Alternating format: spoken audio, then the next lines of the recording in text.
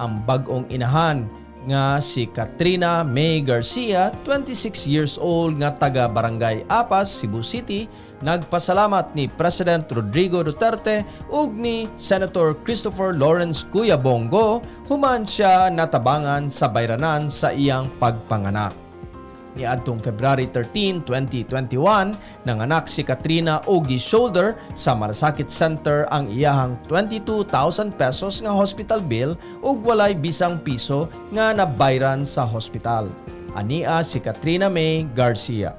Ako, si Katrina May Garcia, 26 years old, nagpuyo sa Apas, Cebu City.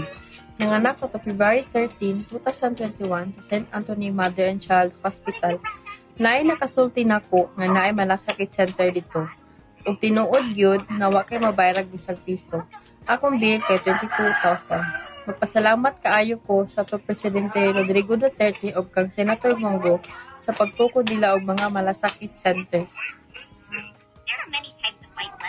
Mayo 11, i-launch usab ang ika-109th Malasakit Center didto sa Cotabato Sanitarium sa Sultan Kudarat, Maguindanao.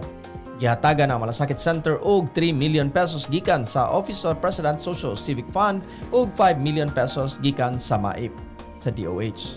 Si Assistant Secretary Girly Veloso mao ang mitunol sa cheque ngadto sa officials sa hospital.